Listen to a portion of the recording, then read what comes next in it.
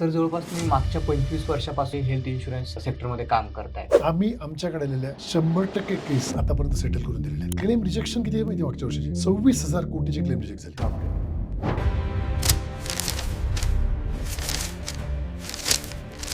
मला असं वाटतं याच्यामध्ये एजंटचा रोल खूप महत्त्वाचा आहे. 7 लाख एजंट आहे, मोर दॅन 7 लाख. हे अवेअरनेस प्रचंड क्रिएट झालं आणि मग त्यानंतर कंपनी आले. पण कंपनीचे अप्रोच दोघांपैकी कोणतं असं हे राहील की ज्याला पॉलिसी मिळण्यासाठी किंवा कोणत्या फायदेशीर राहील? मेडिक्लेम ऑन ऑफ तुमच्या मूड प्रमाणे नाही चालत. पहिल्या वेटिंग मध्ये सांगितलं 30 डेजचा आधार पण कव्हर होते. दुसऱ्या वेटिंग मध्ये सांगितलं मी 24 मंथ्स मध्ये लिस्टेड डिझीज कव्हर होते, ज्याला म्हणतात स्लो ग्रोइंग डिझीज. आणि तिसरा वेटिंग पिरियड आहे पॉलिसी घेतल्यापासून पहिले 36 महिने. सर वेटिंग पिरियडमध्ये क्लेम रिजेक्ट होऊ शकतात? वेटिंग पिरियड असतात ना ते जास्ती असतात. त्या हॉस्पिटल तुम्ही गेले आणि विचारलं की तुमच्याकडे कुठल्या क्लेम मध्ये प्रॉब्लेम येतात आणि कुठल्या कंपनी तुम्ही प्रिफर करते क्लेमच्या प्रॉब्लेममुळे. तुम्हाला नावं कळतील आणि तुम्हाला त्या पद्धतीने कंपनीला सिलेक्ट करतील की या कंपनी. फक्त एक लक्षात घ्या, मधल्या काळात क्लेम कुठलाच मिळणार नाही याची तयारी ठेवा. सर समजा एखाद्या व्यक्तीचा क्लेम रिजेक्ट झालाय तर तुम्ही कोणकोणत्या याच्यामध्ये काम करता म्हणजे पॅरामीटर्समध्ये? ओके, सी क्लेम आम्ही 3 प्रकारे काम करतो, ज्याला मी म्हणतो 3Ds. एका व्यक्तीच्या आयुष्यात जरी फरक पडला तरी समाधान. निश्चित. त्याच्या माझं मत आहे सगळ्यांना कळकायची विनंती, सगळ्यांनी मेडिक्लेम स्वतः काढलाच पाहिजे, ॲडिक्वेट काढला पाहिजे.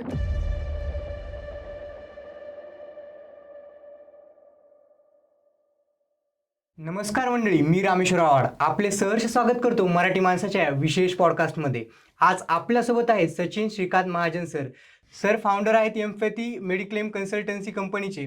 सरांना मागच्या 25 वर्षापेक्षा जास्त अनुभव आहे हेल्थ इन्शुरन्स क्षेत्रामध्ये. सरांकडून आज आपण जाणून घेणार आहोत की हेल्थ इन्शुरन्स घेताना काय लोक चुका करतात किंवा क्लेम रिजेक्शन का होतात किंवा क्लेम रिजेक्शन होऊ नये म्हणून आपण काय गोष्टी अवॉइड केल्या पाहिजे. तर नमस्कार सर, तुमचं मराठी माणूस या चॅनलवरती सहर्ष स्वागत आहे. नमस्कार सर जवळपास तुम्ही मागच्या 25 वर्षापासून म्हणजे हेल्थ इन्शुरन्स सेक्टरमध्ये काम करताय. याच्यामध्ये तुम्ही आलात कसा आणि त्यानंतर कसं वाटलं की बाबा आपण क्लेम रिजेक्शनमध्ये जायला पाहिजे किंवा याच्यामध्ये जाऊन काम करायला पाहिजे, आणि किंवा तुम्ही स्वतःची कंपनी त्यानंतर का स्टार्ट करण्याचा निर्णय घेतला? Thank you very much Rameshwar. हा खूप खूप छान प्रश्न आहे. हेल्थ इन्शुरन्समध्ये मी आलो ना, तर ॲक्च्युअली मी ओरिएंटल इन्शुरन्स एजंट होतो 1998 मध्ये, 1998 साली. तेव्हा कॅशलेस हा प्रकार नव्हता. ओके, तेव्हा प्रीमियम किती असेल माहिती? ₹212 प्रीमियम होता. 15,000 सम इन्शुर्ड लोक घ्यायचे नाही. ₹212 वर्षाचा प्रीमियम लोक घ्यायचे नाही. त्यानंतर मी बजाजची एजन्सी घेतली आणि त्यात मला जाणवलं की या क्षेत्रामध्ये प्रचंड काम करायची गरज आहे. लोकांना अवेअरनेस नाही आहे आणि घराघरात गरज आहे. कारण हॉस्पिटलायझेशन होतात, त्याचे क्लेम मिळतात, किती मोठी गोष्ट आहे, लोकांना माहिती नाही. मी टाटा एजी जेव्हा आलो त्या टाटा एजीमध्ये प्रोडक्टच नव्हतं. मी बोलतो 2004 मध्ये, 2004 ते 7 मी टाटा एजीमध्ये होतो, त्या प्रोडक्टच नव्हतं. आणि मी जेव्हा स्टारमध्ये आलो, तर स्टारमध्ये मी येण्याचंच महत्त्वाचं कारण आहे की हेल्थ इन्शुरन्स भारतातली एकच कंपनी स्पेशलिस्ट फक्त हेल्थ इन्शुरन्स विकत होती. राईट.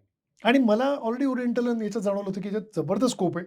आणि मला जेव्हा जाणवलं की एक एक्सक्लुझिव्ह कंपनी हेच काम करते, तेव्हा मला ऑलरेडी कळलं होतं माझं पॅशन ते. आणि म्हणून मला असं वाटलं की प्रत्येक घरात देऊ शकतो आपण. आणि म्हणूनच माझं टोटल कारकीर्द 13.5 वर्षाची स्टार हेल्थमध्ये. एरिया मॅनेजरपासून जॉईंट एक्झिक्युटिव्ह डिरेक्टरपर्यंत प्रमोशन मला मिळाले.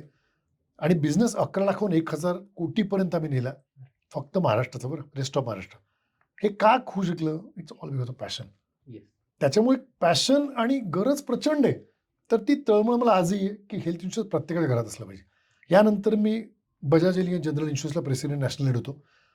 माझं परत तेच म्हणणं आहे की लोकांच्या वेलफेअरसाठी काम करा, तुमच्या आयुष्यात तुम्हाला काहीच कमी पडणार नाही. तर हेल्थ इन्शुरन्सचा कल्पवृक्ष आहे. त्याच्यामुळे महत्त्वाची गोष्ट अशी ना, त्यानंतर मला एक जाणवलं की आपण दरवेळी एका विक्रीच्या याच्यात आहोत बिझनेसमध्ये, मार्केटिंग सेल्स, मार्केटिंग सेल्स. म्हटलं असं का करू नये की जिथे लोक स्ट्रगल करतात बिग टाईम. तुम्हाला आश्चर्य वाटेल रामेश्वर ऐकून, मागच्या वर्षी हेल्थ इन्शुरन्सचा प्रीमियम झाला सगळ्या कंपनीचा मिळून भारतामध्ये 1,18,000 कोटी. आज हेल्थ इन्शुरन्सचा प्रीमियम सगळ्यात जास्त कलेक्ट होतो. ओके, त्यानंतर मोटर इन्शुरन्स आहे. आणि क्लेम रिजेक्शन किती आहे माहिती आहे मागच्या वर्षीचे? 26,000 कोटीचे क्लेम रिजेक्ट झाले. बापरे. आणि म्हणून मला वाटलं ना की एक इतकं प्रचंड काम करण्यासारखं आहे. लोकांचं जे काम केलं पाहिजे. लोक स्ट्रगल करतात बिग टाईम आणि त्यांना कळत नाही कोणाकडे जावं. आणि काही लोकांमध्ये अननेसेसरी म्हणजे क्लेम रिजेक्शन होतात. मी तेच म्हणून अननेसेसरी होत आहे, किंवा ते नेसेसरी असतील तरी त्यांना क्लॅरिटी द्यायचं काम करायची गरज आहे. आणि कंपनीचं नाव एम्पथी. एम्पथीचा अर्थ काय? एम्पथी म्हणजे कोणाला दुःख मिळतं, अरे रे किती वाईट आहे, याला एम्पथी नाही म्हणत, याला सिंपथी म्हणतात, याला सहानुभूती म्हणतात. एम्पथी म्हणजे तुझ्या दुःखात मी सामील आहे, मलाही तुझं दुःख समजतं आणि मी तुझ्यासाठी काय करू शकतो ते मी करेल, याला म्हणतात एम्पथी. त्यामुळे आम्ही नाव एम्पथी ठेवलं की याच्यात तुमचा काही प्रॉब्लेम असेल, आम्ही पूर्ण जाऊ डिटेलमध्ये, रूट कॉजमध्ये, आणि नक्की तुम्हाला जर मेरिट्सवर तुमचा क्लेम ॲडमिसिबल असेल तर तुम्हाला मदत करू. आणि रामेश्वर, मला अतिशय अभिमान वाटतो, आम्ही 2.5 वर्षापासून कंपनी चालू केली. आम्ही आमच्याकडे आलेल्या 100% केस आतापर्यंत सेटल करून दिलेले आहेत. Wow. याचा रिझनच आहे की मेरिट्सवरच केस घेतो आम्ही. आमचा एक्सपिरियन्स तो आहे. कुठल्या केस असतील ज्या पेबल नसतील, जाणवतंय तो पेबल नाही, आम्ही केस घेतच नाही. आम्ही लोकांना म्हणतो नाही, आम्ही केस घेणार नाही. Yes. हे खूप महत्त्वाचं आहे. आणि मेरिटवरच्या केसच लोक दुःखी आहेत ना, Yes. की माझं सगळं बरोबर तरी क्लेम मिळालं नाही. Yes. ते आम्ही सॉल्व्ह करायचं काम करतो. हम्म. आणि त्यातून एक कळलं ना की आपलं पॅशन हे आहे. Right. आपलं पॅशन काय माहिती, टाटाचे आम्ही प्रोडक्ट जनरल इन्शुरन्सचे सगळे असतात, Yes. फायर, मरीन, हम्म. ओके, बाकी सगळे Right. Shopkeepers insurance. पण मला कळलं की माझा पर्टिक्युलर फोर्टे आहे, माझ्याकडे पॅशन आहे पर्सनलाइज प्रोडक्ट विकायला, म्हणजे ज्याने लोकांच्या आयुष्यात फरक पण डायरेक्टली त्या इंडिव्हिज्युअलच्या. म्हणजे तेव्हाच तुम्हाला असं क्लिक झालं की बाबा Yes. आपण पर्सनल लोकांसाठी म्हणजे Yes. ज्यांना पर्सनल की जेव्हा जिथे लोकांना Right. स्वतः काहीतरी इम्पॅक्ट होईल किंवा त्यांच्यावरती काहीतरी चांगलं काम होईल आपण Right. त्याच्यावरती काम करू. राईट. आणि त्यानंतर मी स्टार हेल्थला मला अपॉर्च्युनिटी मिळाली. हम्म. स्टार हेल्थ मी जेव्हा जॉईन झालो तेव्हा पुण्याचा बिझनेस होता. मी पुण्याला जॉईन झालो as a rest of Maharashtra incharge. Okay. पुण्याचा बिझनेस होता वर्षाचा हम्म. 11 लाख रुपये, ओके. म्हणजे 1 लाख रुपये मंथली नव्हता. हम्म. आणि मी जेव्हा आलो ना तेव्हा मी एक्साइटेड होतो फार. Right. माझ्या बॉसने मला विचारलं, एक्साइटेड कशाबद्दल, 11 लाख बिझनेस इतका वाईट आहे, तू कसा करशील? Right. म्हटलं बॉस एकदम सिम्पल आहे. मेडिक्लेम सगळं हॉटकेक प्रोडक्ट आहे, भारतातली एकमेव कंपनी विकणारी आज. Right. तर याच्यात फक्त मेराकलच होणार आहे आता. म्हणजे आणि मी होणार जॉईन ते करण्याच्या चांगलं आधीच क्लिअर आपण- होतं मेराकलच होणार. Right. आणि पहिल्याच वर्षी मी बिझनेस केला 1.5 कोटी. Wow. ओके, 11 लाखाहून 1.5 कोटी, नंतर 5 कोटी. मी जेव्हा कंपनी सोडली 13.5 वर्षानंतर, मी एरिया मॅनेजरपासून जॉईंट एक्झिक्युटिव्ह डायरेक्टरपर्यंत प्रमोट झालो. ओके. तेव्हा बिझनेस होता पुणे झोनचा, सेम झोन जो मी हँडल करतो पूर्वी, त्याचा बिझनेस होता 1,000 कोटी. म्हणजे तुम्ही म्हणजे 11 लाखाहून 11 लाख 1,000 कोटी पुण्या झोनचा बिझनेस होता, म्हणजे रेस्ट ऑफ महाराष्ट्र. म्हणजे जसं जसं लोकांमध्ये अवेअरनेस केली ऍब्सोल्युटली. तुम्ही किंवा कसं माहिती का, मला वाटतं स्टार पायोनियर आहे. Right. त्यांनी घराघरात लोकांना एज्युकेशन दिलं. मोठ्या एजन्सी टीम, आता स्टारची एजन्सी टीम 7 लाख आहे, 7 लाख एजंट आहे, मोर दॅन 7 लाख. Yes. आणि ते अवेअरनेस प्रचंड क्रिएट झालं. आणि मग त्यानंतर कंपनी आल्या, मग अपोलो आली, हा. मग निवा बाकी बापा, केअर, या कंपनी सगळ्या आल्या. Yes. आणि या सगळ्यांनी हेल्थ इन्शुरन्सवर काम करायला सुरुवात केली. Yes. पण मार्केट पोटेन्शियल किती आहे, मार्केट पोटेन्शियल प्रचंड आहे आज. Yes. तुला ऐकून आश्चर्य वाटेल, आजही भारतामध्ये ॲडिक्वेट मेडिक्लेम कव्हर असलेले लोक असतील हार्डली 8%. Yes. ॲडिक्वेट, परत तेच ॲडिक्वेट म्हणजे काय, त्यांच्या व्हॅल्यूनुसार की ॲब्सोल्युटली. जे मला इन्कम माझं आज आहे, मी ज्या स्टँडर्डने जगतो, Right. त्याच्याच ती माझी सम इन्शुरन्स असली पाहिजे कमीत कमी 25-50 लाख, पण माझी सम इन्शुरन्स असते 5 लाख. म्हणजे इथे पण काही 3 रेशो लाख. सेम आहे की आपल्या समजा इन्कमच्या Absolutely. 100%चा म्हणजे हे असा रेशो नाहीये, असा रेशो नाहीये, हम्म. पण सिम्पल आहे. माझं स्टँडर्ड ऑफ लिव्हिंग काय आहे, हम्म. मी जातो जेव्हा ऍडमिट व्हायला तेव्हा मी जनरल कॅटेगरीच्या रूम राहतो Right. का, का separate शेअरिंगच्या room रूम राहत नाही, आपण सेपरेट रूम घेतो. लागतो? Right. ओके, तर या पद्धतीने आपण राहतो. तर त्यामुळे आपलं त्या स्टँडर्डचे आपले इन्शुरन्स असले पाहिजे. Right. आणि त्या स्टँडर्डने, म्हणजे थोडक्यात माझं म्हणणं ना, आपण असं वागलं पाहिजे की ॲज इफ आपण इन्शुअर्ड नाहीच आहोत. Right. तर मी ॲडमिट कुठल्या याच्यात रूममध्ये, उजन मेडिक्लेम आहे म्हणून मी सुपिरियर रूममध्ये जाईल, त्याचा 25,000 रेंट आहे हम्म. रूमचा पर डेचा, त्यात जाणार नाही मी. Right. मी त्याच्यात जाईल जे माझ्या खिसाचा सल्ला घेऊन आणि जे मला- नॉर्मली आपण करतो नॉर्मली हा. इन्शुरन्स नसताना पण करू. Right. तर म्हणजे सिंगल जे आपल्या स्टँडर्ड इन्कमच्या आणि आपल्याला जे परवडते त्या गोष्टीमध्ये हे Absolutely. करायला पाहिजे म्हणजे तर तसा ते विचार केलं करा. पाहिजे. तो विचार जर केला ना, तर मी सांगतो भारताची हेल्थ इन्शुरन्सचं पूर्ण म्हणजे काय पालटच होईल. Right. आज काय होतंय, हम्म. हेल्थ इन्शुरन्समध्ये लोक जातात महागड्या रूम्समध्ये, Right. मोठ्या मोठ्यात खर्च करतात. हम्म. आणि त्याने काय होतं, हा खर्च त्यांनी अदरवाईज केला असता का, त्याने नसता केला. नाही. आता अजून एक महत्त्वाची गोष्ट आहे, अनेक जणांचा कॉर्पोरेट इन्शुरन्स असतो. Right. कॉर्पोरेट इन्शुरन्समध्ये काय असतं की प्री एक्झिस्टिंग कंडिशन सगळ्या हम्म. कवर्ड असतात, मॅटर्निटी बेनिफिट डे 1 पासून असतं. हम्म. अशा सगळ्या कंडिशनमुळे कुठले वेटिंग पिरियड नसतात. त्याच्यामुळे काय होतं माहिती का, जेव्हा जेव्हा कॉर्पोरेट एम्प्लॉई ॲडमिट होतो हम्म. त्याचं बिल येतं, Right. तेव्हा तो बिलाकडे बघतही नाही. Right. हॉस्पिटलने चुकीचं चार्ज केलं, जास्त चार्ज केलं, कमी चार्ज केलं, स्पेशलिस्टच्या किती व्हिजिट झाल्या, मी किती पे करतोय, Right. कोणी बघत नाही, कारण कंपनी कारण कंपनी पे करते. राईट पण ऍक्च्युअली मला सांगा, कंपनी पे करते का? ऍक्च्युअली तुमच्याच सीटीसीचा पार्ट तो आहे. राईट त्यातला एक कट ऑफ करून कंपनी तो पोर्शन वापरते तुमच्या Right. मेडिक्लेमसाठी. सिम्पल आहे. म्हणजे कुठेतरी तो आपलाच पैसा जातो. ऍब्सोल्युटली. त्याच्यामुळे आपण जर प्रत्येकाने काळजी घेतली की माझं जे बिल चेक केलं, परत तेच act as if you are not insured. मी जर बिल चेक केलं आणि मी तिथे पॉईंट आउट केलं हॉस्पिटलने केलेल्या चुका, राईट. सो कॉल्ड चुका, आणि मी जर तिथे करेक्शन केलं, तर सगळ्यात चुकीच्या प्रवृत्तीने आळा बसेल राईट. की हे प्रत्येकजण बिल चेक करते. पण असं अनफॉर्च्युनेटली कॉर्पोरेट इन्शुरन्समध्ये होत नाही. आणि म्हणून काय झालंय, आज हेल्थ इन्शुरन्स मार्केटमध्ये आहे, पण परत PSUचा जो ॲटिट्यूड होता की हेल्थ इन्शुरन्स हे मिसलेनियसमध्ये टाकून दिलं का, लॉस मेकिंग आहे. Yes. लिटरली आज अवस्थाच बघितली की मोठ्या कंपन्यांची, तर खरोखर बघाल तुम्ही त्यांचं खूप नाव खराब झालं मार्केटमध्ये. एजंट काही गळ्यात पॉलिसी मारताय का, कारण क्लेम येतात. जेव्हा तुम्ही ॲग्रेसिव्हली मेडिक्लेम विकतात तेव्हा क्लेम येणार मोठ्या प्रमाणात, कारण तुम्ही विकताना मग टार्गेट ऑडियन्सबद्दल सिलेक्शन नाही केलं प्रॉपर, राईट. चुकीच्या टार्गेट ऑडियन्सला विकलं तुम्ही. खूप इंटेरियर जो पॉलिसी विकल्या पॉलिसी देताना एजंटचा इतका मोठा फोर्स तुमच्याकडे की त्यांना प्रॉपर एज्युकेट झालं नाही, ट्रेनिंग Right. झालं नाही, त्यामुळे त्यांनी डाउनलोड केलं नाही ते. म्हणजे आणि लोक म्हणून- खूप जास्त आहेत पण ट्रेनच नाही. राईट, फक्त ट्रेन selling- नाहीये किंवा ट्रेन त्या क्वालिटीचं नाही ट्रेनिंग, हम्म. त्यांना स्ट्रिक्टली ऍक्शन घेतल्या जात नाहीये आणि त्याच्यामुळे काय होतं की चुकीच्या गोष्टी घडत आहे आणि मग क्लेम रिजेक्ट होतात, तर Right. लोक कंपनीच्या खडे फोडतात. Yes. पण हे परत एक दुष्टचक्र आहे. हम्म. दुष्टचक्र कसं आहे, मोठ्या मोठ्या एजंट आले तर बिझनेस वाढेल, बरोबर आहे. Right. मला नंबर वन बनायचं भारतामध्ये, मग बिझनेसला पुश करेल. Right. पण प्रश्न असा आहे, यात सफरर कोण आहे सगळ्यात मोठा? यात सगळ्यात मोठा सफरर आहे जो व्यक्ती पॉलिसी घेतो तो. Right. आणि दुसरा सफरर कोण आहे माहिती? दुसरा सफरर इन्शुरन्स कंपनी. कंपनी स्वतः. Absolutely. Right. See at the end of the day कंपनीचे लॉस वाढतात कंपनीचे, कंपनी ते लॉस भरून कुठून काढणार आहे? राईट. आज एक कंबाईन रेशो म्हणून एक इन्शुरन्समध्ये खूप महत्त्वाचं असतं इक्वेशन. हम्म. कंबाईन रेशो म्हणजे काय? तुम्ही जर ₹100 तुमच्याकडे आले इन्शुरन्स Correct. प्रीमियमचे, त्यात 3 पार्ट असतात. हम्म. एक असतं क्लेम लाईक पैसा होतो, एक मॅनेजमेंट कॉस्ट असते आणि एक मार्केटिंग कॉस्ट असते, ज्याला ॲक्विजिशन कॉस्ट म्हणतात, की Right. बिझनेस म्हणजे घेण्यासाठी customer cost. आणण्यासाठी. कस्टमर आणण्यासाठी एजंटला पे आउट जातं, इन्सेंटिव्ह असतात, फॉरेन टूर असतात, ते सगळ्यासाठी एक कॉस्ट जाते. Correct. एक मॅनेजमेंट कॉस्ट असते, ऑफिसेस असतात कंपनीचे, क्लेम डिपार्टमेंट आहे, त्यांच्या सगळ्यांच्या सॅलरी, Right. हे सगळं आता मॅनेजमेंट कॉस्टमध्ये. हम्म. आणि तिसरं असतो सगळ्यात मोठा फॅक्टर, सगळ्यात मोठा आउटगो असतो क्लेम. Right. आता मला सांगा, समजा 60% तुमचं इनकट क्लेम रेशो, म्हणजे 60 क्लेम, ₹100 ₹60 क्लेम दिले आपण, हम्म. तुमची मॅनेजमेंट कॉस्ट आहे 15%, इथे झाले 75%. Right. आणि तुमची मार्केटिंग कॉस्ट जर असेल 25%, तर एक्झॅक्टली ₹100 आले, ₹100 गेले. प्रॉफिट काही म्हणजे अंडर रायटिंग प्रॉफिट ज्याला म्हणतात तो झिरो आहे. आणि हे इकडे तिकडे थोडं झालं, जे कोविडमध्ये झालं मेजर मोठ्या प्रमाणात. अपेक्षा नव्हती, इतकं मोठं पॅन्डेमिक आलं आणि लिटरली खूप मुश्किल झाली, कंपन्या स्ट्रगल केले बिग टाईम. मग प्रश्न असा आहे, याच्या प्रॉफिटेबिलिटी येईल कुठून? मग Right. प्रॉफिटेबिलिटी येण्यासाठी काय करावं लागेल? तुम्ही टार्गेट असं राईट सिलेक्ट करा, त्यांना सांगा समजून काय पेबल आहे, काय नाही, वेटिंग पिरियड काय, एक्सक्लुजन काय, आणि कशा पद्धतीने रूम रेंटने वापरला पाहिजे, कसं त्यांनी विचार केला पाहिजे की इन्शुरन्स नसताना त्यांनी काय केलं असतं, राईट. त्यांनी कशी काळजी घेतली पाहिजे, चुकीच्या प्रवृत्तीला त्यांनी कसा आळा घातला पाहिजे, एजंटने कसं कस्टमर सगळं सांगून डिस्क्लोज करूनच पॉलिसी दिल्या पाहिजे. राईट. मला असं वाटतं याच्यामध्ये एजंटचा रोल खूप महत्वाचा आहे. ॲब्सोल्युटली. राईट. कारण त्यांनी जर पुढे अवेअरनेस दिली, समजा जो कस्टमर घेणार आहे त्याला जर प्रॉपर अवेअरनेस असेल तर तसं म्हणजे त्यावेळी तो विचार करेल सगळ्या गोष्टीचा. राईट. सर आता आहे ना आपलं सगळ्यात महत्वाचं म्हणजे आपण आज होल पॉडकास्ट आपण क्लेम रिजेक्शन वरती बोलणार आहोत. ओके. तर साध्या भाषेमध्ये क्लेम रिजेक्शन म्हणजे काय? सी क्लेम रिजेक्शन म्हणजे काय माहिती का, हॉस्पिटलमध्ये 2 प्रकारचे क्लेम येतात राईट. किंवा इन्शुरन्स कंपनी 2 प्रकारचे क्लेम येतात. एक असतो कॅशलेस ज्याला म्हणतात राईट. आणि असतो रिइम्बर्समेंट. हम्म. मी जर नेटवर्क हॉस्पिटल गेलो, जे त्या कंपनीचे नेटवर्क हॉस्पिटल लिस्ट आहे हम्म. त्याच्यात मी गेलो तर कॅशलेस. तर मला कॅशलेस ट्रीटमेंट मिळणार. आता परत कॅशलेस शब्द खूप मोठा फसवा शब्द आहे. ओके. कॅशलेसचा अर्थ लोकांना असं वाटतं मी गेलो, माझं बिल 2 लाखाचं आलं, पैसे तर ₹1 पैसा भरायचं, मी डायरेक्ट रिकामात खाली यायचं. राईट. असं नाहीये. तुम्हाला क्लेममध्ये 5 ते 15% डिडक्शन होतात, कारण काही आयटम पेएबल नसतात, ॲडमिनिस्ट्रेटिव्ह चार्जेस, रेकॉर्ड चार्जेस हे पेएबल नसतात, त्याचे डिडक्शन होतात. त्याच्यामुळे तुमची 5 ते 15% डिडक्शन तयारी असली पाहिजे. तर कॅशलेसचा विषय झाला. तर कॅशलेस कधी कधी डिनाय होतात. ओके. आणि मग तो कस्टमरला जावं लागतं रिइम्बर्समेंटला, आणि reimbursement customer company document check करते आणि कंपनी कधी रिइम्बर्समेंट रिजेक्ट करते डायरेक्टली. राईट.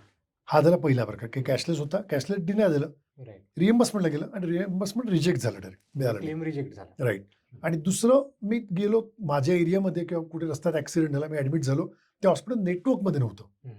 त्याच्या माझा क्लेम तिथे रिजेक्ट झाला, रिजेक्ट नाही झाला, व्हेरी सॉरी, तो नॉन नेटवर्कमुळे मला पैसे भरावे लागले ओके. आणि मी डॉक्युमेंट सबमिट केलं कंपनीला रिइम्बर्समेंटसाठी राईट. आणि पैसे मला वापस कंपनी मिळाले. रिइम्बर्स करणार. हम्म. आता त्यामध्ये कदाचित कंपनी डॉक्युमेंट चेक केले, कंपनीला वाटले पूर्वीचा आजार होता, ॲडमिशनची गरज नव्हती, तर कंपनी क्लेम रिजेक्ट करते. ओके. त्या प्रकारे 2 प्रकारे रिजेक्शन होतात. तिसरं रिजेक्शन असं असतं की मी ॲडमिट झालो आणि ते हॉस्पिटल कंपनीच्या नॉन प्रिफर्ड लिस्टमध्ये, ओके. म्हणजे ती आपण कंपनीच्या नेटवर्कच्या अंडरमध्ये पण नाहीये आणि ते नेटवर्कचे 2 प्रकार आहे. कंपनीचे नेटवर्कमध्ये असतात ज्यांची कंपनी टायअप आहेत, रेट अग्रीमेंट आहे हम्म. म्हणून असतं नेटवर्क हॉस्पिटल. Yes. दुसरं असतं नॉन नेटवर्क हॉस्पिटल, जे कंपनीच्या नेटवर्क म्हणजे रेटशी निगडीत म्हणजे ते अग्री केलेले नाही, पण त्यांचे क्लेम कंपनी सेटल करते रिइम्बर्समेंट बेसिसवर. Right. पण तिसरं प्रकार आहे की ज्या हॉस्पिटलला कंपनीने बॅन केले, हम्म. ते नॉन प्रिफर्ड लिस्टमध्ये आहेत कंपनीच्या, ओके. हे चांगल्या टर्म्समध्ये नॉन प्रिफर्ड, पण ॲक्च्युली ते ब्लॅक लिस्टेड म्हणतात त्यांना. राईट. ब्लॅक लिस्ट हॉस्पिटल असं म्हणत नाही कोणी, पण ॲक्च्युअली त्याचा अर्थ तो आहे की ओके. या हॉस्पिटल गेले तर तुम्हाला रिइम्बर्समेंट सुद्धा मिळत नाही हम्म. आणि कॅशलेसही मिळत नाही. तर हे तिसऱ्या प्रकारचं रिजेक्शन. तुम्ही गेले ब्लॅक लिस्टेडमध्ये चुकून आणि क्लेम तिथे आला, तर जोही तुमचा खर्च आहे तो पूर्ण खिशातून भरा, कंपनी ₹1 देणार नाही, कारण तुम्ही ब्लॅक लिस्ट हॉस्पिटल गेले. आता यात एक कंडिशन असते, की तुम्ही इन केस ॲक्सिडेंट झाला, जवळपास हॉस्पिटल गेलं, चुकून ते ब्लॅकलिस्ट निघालं, मी तेच विचारणार. तर तुम्हाला कंपनी इमर्जन्सी ट्रीटमेंट जी गेली Right. त्याचे पैसे देईल. तुम्ही चेक करायचं हॉस्पिटलवर आणि इमिडिएटली तुम्ही दुसऱ्या हॉस्पिटल शिफ्ट व्हायचं. ओके. आता हे बुकिश थिअरॉटिकल खूप छान आहे ऐकायला, हा. असं होत नाही. ओके. अनेक वेळा लोकांना हॉस्पिटल सांगतच नाही मी ब्लॅकलिस्टेड आहे. ओके. अनेक वेळा हॉस्पिटल ब्लॅकलिस्टेड कधी झाले असतात, ते निगोशिएशन चालले असतात आणि कंपनीचा मेल येतो, त्याच्यात कस्टमर ॲडमिट होतो आणि कस्टमर नंतर त्याला कधी ब्लॅकलिस्टेड होतं. अरे, आता मला सांगत कस्टमरची चूक काय, काहीच नाही कस्टमरची. पण सर त्याच्यामुळे करणार कसं सांगा याबाबतीत. येस, आता जसं तुम्ही बोलले की काही हॉस्पिटलला कंपनीज ब्लॅकलिस्ट करतात, तर हा डेटा कुठे मिळतो का? समजा जर एखादा साधा कस्टमर आहे किंवा जे Right. नॉर्मल माणूस आहे तो सर्च करून कुठे बघू शकतो असं? निश्चितच. सी, मला तेच म्हणायचं होतं की प्रत्येक कस्टमरने, आता मी परवाची केस म्हणतो, एका कस्टमरने मी कन्सल्टेशन करतो पॉलिसीबद्दल. Right. कारण काय आम्ही जेव्हा क्लेम बद्दल करतो ना, तर साहजिकच लोकांना आमच्याकडून कन्सल्टेशन लागतात आणि पॉलिसी लागतात. कारण आम्ही असं देतो की लिटरली आपण म्हणतो पत्थर की लकीर, की Right. काळ्या दगडाची रेष, की की आम्ही जे आपण- सांगू ते सगळं परफेक्टच सांगू, कारण लॉंग टर्ममध्ये कस्टमरला त्रास नको व्हायला, कारण त्याला त्रास झाला तर आम्हाला त्रास होणार. Yes, 100%. आम्ही अतिशय म्हणजे म्हणतात अटमोस्ट गुड फेथ की सगळं ट्रान्सपरंटली सांगू, हे पेएबल आहे, हे पेएबल नाही, या केसमध्ये क्लेम मिळेल, या केसमध्ये क्लेम मिळणार नाही, त्यांना सगळं डिस्क्लोज करावं लागेल. त्या पद्धतीने पॉलिसी आमच्याकडे येतात.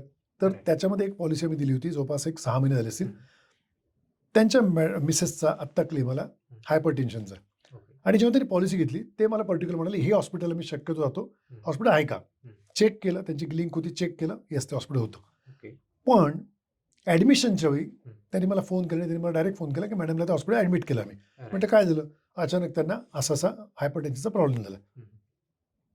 तर प्रश्न असा असतो की मला असं वाटतं की जर तुम्ही एजंटला फोन केला किंवा कंपनीच्या टोल फ्रीला फोन करून विचारून घेतलं की हॉस्पिटल तुमचं पॅनलवर आहे का, पहिली गोष्ट, किंवा नॉन प्रिफर्ड लिस्टमध्ये आहे का. ओके. जर कंपनी तुम्हाला ॲडव्हान्समध्ये सांगितलं नॉन प्रिफर्ड लिस्टमध्ये नाही आहे, पण कॅशलेसमध्ये नाही आहे, नेटवर्कमध्ये नाही, तुम्ही रिइम्बर्समेंट करू शकतात, तर तुम्ही ॲडमिट हो, हरकत नाही ना.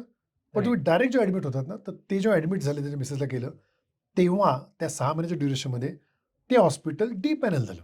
ओके. म्हणजे काय, ब्लॅकलिस्ट नाही, नॉन नेटवर्कमध्ये गेलं ते, म्हणजे ते रिइम्बर्समेंट मिळेल. आणि त्याने काय होणार, परत कस्टमर डॉक्युमेंट कलेक्ट केले, मला फोन केला, मग रिइम्बर्समेंट, तो जो वेळ जातो, आज सगळे इतके बिझी, अनेक वेळ रिइम्बर्समेंटला वेळ लागल्यामुळे रिइम्बर्समेंट माणूस उशिरा टाकतो क्लेम. आणि एक लक्षात घ्या, हा टर्न अराउंड टाईम प्रत्येक कंपनी दिलेला आजकाल. तो उशिरा क्लेम जर डॉक्युमेंट सेटल सबमिट केले तर क्लेम डायरेक्ट रिजेक्ट होतात डिलेमुळे. म्हणजे समजा आता कोणतं हॉस्पिटल आलं कोणाचं इमर्जन्सी, त्यांनी लवकर डॉक्युमेंट कंपनीला सबमिट नाही केले, राईट, तर असा किती दिवसाचा पिरियड आहे सर की इट त्याच्यामध्ये डिपेंड्स. काही लोकांकडे 7 दिवस, 15 दिवस असेल, 1 महिना असेल, तर तो पिरियड तुमचा पॉलिसीमध्ये मेन्शन्ड असतो, त्या पद्धतीनेच तुम्ही ते केलं पाहिजे. पण प्रश्न आहे ना, मी सांगतो तुम्हाला, आज सगळ्यात सोपं काय माहिती, सगळ्यात सोपं हेल्थ इन्शुरन्स कंपनीला ब्लेम करणं, सोशल मीडियामध्ये त्यांची इमेज खराब करणं, एजंटला शिव्या घालणं, एजंटला म्हणणं हा निकम्मा आहे, बिनकामाचा आहे, खोटारडा आहे. पण माझं म्हणणं आहे की प्रत्येक वेळी कस्टमरचा खोटा बॉल असतो. कस्टमरला पॉलिसी मिळाली, कस्टमरचा थोडा वेळ काढला आणि पॉलिसी वाचली डिटेलमध्ये. अजून एक महत्त्वाची गोष्ट IRDने केलेली आहे, प्रत्येकाला कस्टमर इन्फॉर्मेशन शीट जाते. ओके. तुमच्या पॉलिसीचा गाभा, सार एका शीटमध्ये येतं, कस्टमर इन्फॉर्मेशन शीट. ती वाचा पूर्ण, आणि त्याच्या ॲक्नॉलेजमेंट कंपनीला पाठवावं लागतं तुम्हाला वाचून, की मला वाचलं, कळलं, आणि त्याला कुठल्या शंका विचारा एजंटला, तर एजंट सगळं करेल. पण प्रॉब्लेम काय, आपल्याकडे इन्व्हलप येतं की आजकाल तर इन्व्हलप सुद्धा येत नाही, आजकाल सगळं सॉफ्ट कॉपी येतं, ते उघडून पाहिजे कष्ट लोक घेत नाही. डायरेक्ट सिग्नेचर करणं असेल किंवा फॉरवर्ड करणं असेल, काही सिग्नेचरचा संबंध नाही, काहीच नाही आजकाल राहिलं. आजकाल ऑनलाईनमुळे पॉलिसी ज्या होते, कस्टमरला फक्त मेसेज तो पॉलिसी इश्यू झाली, त्याच्या मेलवरती पॉलिसी पूर्ण मिळते, ई कार्ड वगैरे सगळे मिळतात. ओके. ॲक्च्युली स्वप्न होत वाटेल असे. स्टारमध्ये आम्ही वर्षानुवर्ष स्ट्रगल करतो, आम्ही फिजिकल कार्ड द्यायचो लोकांना आणि त्याच्यावर प्रचंड खर्च व्हायचा, आणि आम्हाला वाटायचं असे ई कार्ड आले पाहिजे, पण आता थँकफुली आलेले आहेत. राईट. आजकाल फार कमी लोक फिजिकल कॉपी मागतात, कंपनीसो पाठवत नाही, मागितलं तर पाठवतात, पण सरासरी पाठवत नाही. राईट. प्रचंड कागद वाचला, प्लास्टिक वाचलं, अनावश्यक, आणि लोक परत हॉस्पिटल कॅरी करत नाही कार्ड. राईट. आता ई कार्ड इझिली ते ॲक्सेस करू शकतात मोबाईलवर त्यांच्या, हे फायदे झाले. प्रॉब्लेम काय, लोक पॉलिसी वाचत नाही, कारण मेलवर विचारत बघायलाच कोणाला नाही, वेळ बघत नाही, आणि मग आपण म्हणतो या पॉलिसी हे कव्हर नव्हतं, कस्टमर सांगितलं नाही, एजंट चुकीच. असं नाही आहे. माझं काय म्हणणं आहे, कधीतरी तर त्याची अकाउंटेबिलिटी घ्या तुम्ही, राईट. की मी इतका बिझी की मला स्वतःच्या आयुष्यामध्ये दिलेली एक पॉलिसी कंडिशन वाचणार नाही, आणि मग मला असं उपयोग वाटतं कसं. की समजा आता कोणती पॉलिसी घेत असेल तर त्यांनी टर्म्स वाचणं खूप महत्वाचं, म्हणजे Absolutely. कंपनीज काय आहेत, काय गोष्टी एक्सक्लूड आहेत किंवा काय गोष्टी इन्क्लूड आहेत, किंवा बरोबर. कारण त्याच्यामुळे कस्टमरला पण क्लिअरिटी राहील. Absolutely, absolutely. सर आता मला पुढचा असा क्वेश्चन विचारायचा आहे की समजा अशा 2-3 किंवा असे कोणते असे कॉमन कारण आहेत की त्याच्यामुळे क्लेम रिजेक्ट होतो. सी 2-3 महत्त्वाचे कारण असे ना, पहिलं क्लेम रिजेक्शनचं कारण आहे, जे सगळ्यात मोठं कारण आहे. आणि अनफॉर्च्युनेटली या क्षेत्रामध्ये मोठ्या प्रमाणात जुगाडू लोक काम करतात. ओके. म्हणजे कस्टमर सांगितलं मला हायपर टेन्शन आहे, हम्म. साहेब काही त्रास आहे का? खूप काही त्रास नाही ना, नका सांगू ना, काही प्रॉब्लेम नाही, चालू म्हणजे दे. सांगतच नाही. साहेब सांगा, नंतर झालं, मला पहिले नव्हता. साहेब डायबिटीस आहे का? किती आहे तुमचं HbA1c? आत्ता डिटेक्ट झालं, मला 6.1 आहे. नका सांगू साहेब, काही प्रॉब्लेम नाही. काय माहिती, काही डिक्लेअर केलं ना तो पॉलिसी मिळत नाही तुम्हाला, काही लोडिंग लागतं. कशाला पैसे वाया घालवतात? तुम्ही सांगा लोकांना नंतर वाटतं झालं. पैसे जास्त देण्यापेक्षा आपण न सांगू. नका सांगून साहेब, आणि काही आला प्रॉब्लेम, मी या कंपनीत वर्षांचं काम करतो, आम्ही मदत करू तुम्हाला. हम्म. हे सगळं खोटं आहे, असं काहीच होत नाही. कंपनीकडे इन्व्हेस्टिगेशन टीम असतात, व्हिजिलन्स टीम असतात, कंपनी पूर्ण चेक करते. कंपनी लिटरली तुमच्या शेजाऱ्या पाजाऱ्यांकडून माहिती घेऊ शकते, तुमच्या जवळच्या मेडिकल्सवर माहिती घेऊ शकते की रेग्युलर कुठले औषध घेतात. ओके. तुमच्या तुमच्या आजूबाजूचे लोक नक्की सांगतात. सगळ्यात महत्त्वाचं माहिती काय आहे, माझी पॉलिसी मी घेतली फॅमिली हिस्ट्री, ॲडमिट जर मी झालो तर मला नसतं शुद्ध की ते चेक करायला. माझे नाही. जेव्हा येतात हॉस्पिटलला चेक करायला डॉक्टर किंवा हिस्ट्री घेतात डॉक्टर, तेव्हा सांगतं कोण? माझी मिसेस सांगेल, माझा मुलगा सांगेल. राईट. आणि त्यात ते म्हणतात हो यांना पहिल्यापासून डायबिटीज 10 वर्ष झाले, ट्रीटमेंट घेतात, कंट्रोलमध्ये पण रेग्युलर चालतात वगैरे, आणि त्या पॉलिसी दिलं तर डायबिटीज नाही आहे. काय होणार आहे? या केसमध्ये क्लेम रिजेक्ट होतो पहिल्यांदा, पॉलिसी कॅन्सल होते आणि प्रीमियम फोरफिट होतो, म्हणजे कंपनी घेऊन टाकते, परत ते करत नाही. आणि अजून एक धोकादायक बातमी माहिती, आजकाल मोठ्या प्रमाणात लोक एजंट्स 3-3 वर्षाची पॉलिसी विकतात. 3 वर्षाच्या, म्हणजे प्रीमियम एका वर्षाचा असेल समजा 50,000, ओके. त्या 3 वर्षात 1.5 लाख नाही, 1,40,000, 10,000 वाचले तुमचे. राईट. म्हणजे पण discount एखादी देऊन गोष्ट डायरेक्टली 3 वर्ष. राईट, 3 वर्षामध्ये काय, मग प्रीमियम मध्ये वाढला, तुम्हाला लागू होणार नाही वगैरे, ठीक आहे. पण यामध्ये कस्टमर जर डिस्क्लोज केलं नाही एखादी गोष्ट, माझ्याकडे केस आहे, 1.5 लाख प्रीमियम भरलेलं आहे, पहिल्या वर्षी त्यांना कुठला तरी क्लेम आला. कसचा क्लेम? ॲक्सिडेंटचा क्लेम आला, ॲडमिट झाले. मिसेसला विचारलं काय, तेवढं यांना डायबिटीस आहे, पॉलिसीमध्ये डायबिटीस मेन्शन नाही आहे. डायबिटीसचा ॲक्सिडेंटचा काही संबंध नाही त्या केसमध्ये. तरी पण ते रिलेटेड असो अनरिलेटेड असो, त्यांची पॉलिसी कंपनी कॅन्सल केली. कॅन्सल केली तर काय झालं, 3 वर्षाचा प्रीमियम 1.5 लाख रुपये, पॉलिसी कॅन्सल. सगळ्यांची, एकट्याची नाही, पूर्ण फॅमिलीची पॉलिसी कॅन्सल, प्रीमियम फोरफिट आणि क्लेम रिजेक्ट. प्रीमियम फोरफिट हे म्हणजे इतकं डेंजर आहे, म्हणजे घेऊन टाकते कंपनी, म्हणजे प्रीमियमच वापस मिळणार नाही, परत समजा अशा मिळणार, परत cases मिळणार. कारण तुमचं कसं माहिती का, हा सगळा विश्वासाचा प्रश्न आहे. मध्ये. Right. It's a breach of trust. हा सरसा विश्वासघात आहे की तुम्ही कॉन्ट्रॅक्ट जे करतात ते it has to be almost utmost good faith, आणि ट्रान्सपरंट. ट्रान्सपरन्सी. म्हणजे एजंटने सगळं सांगितलं पाहिजे की सर हे मिळणार नाही, याला वेटिंग पिरियड आहे, ओके, Right. आणि हे कधीच मिळणार नाही. आणि कस्टमर सांगितलं पाहिजे की मला पहिल्यापासून असलेला आजार, ॲक्सिडेंट झालेले कुठले सर्जरी झाल्या, ते रिसेंट माझे मेडिकेशन हे चालू आहे, वाईफ या कारणाचे हॉस्पिटल ॲडमिट होती, वाईफचं इम्पेंडिंग हे कदाचित ऑपरेशन शक्यता आहे, माझे स्वतःचे गुडघे दुखत आहे, आम्हाला नी रिप्लेसमेंट करायचे, ऑपरेशन करावं लागणार आहे, माझं कॅटरॅक्टचं ऑपरेशन करायची गरज आहे की एक कॅटरॅक्टचं ऑपरेशन झालं दुसरं करायचं आहे. हे इतकं कॅटेगरी सांगितलं पाहिजे. माझ्याकडे एक क्लायंट असे आहेत, त्यांचं पँक्रेटायटिस त्यांना होता. किती वर्षापूर्वी? 17 वर्षापूर्वी. आणि त्यांचा तो 10 वर्षापूर्वी पूर्णपणे क्युअर झाला. मी त्यांना सांगितलं डिस्क्लोज करा, तेवढे नाही केलं तर काय होईल, म्हटलं काही उपयोग नाही त्या पॉलिसीचा, आणि मी तर असं करणार नाही, सगळं डिस्क्लोज करा. डिस्क्लोज केलं, त्यांना कुठल्याच कंपनी पॉलिसी दिली नाही.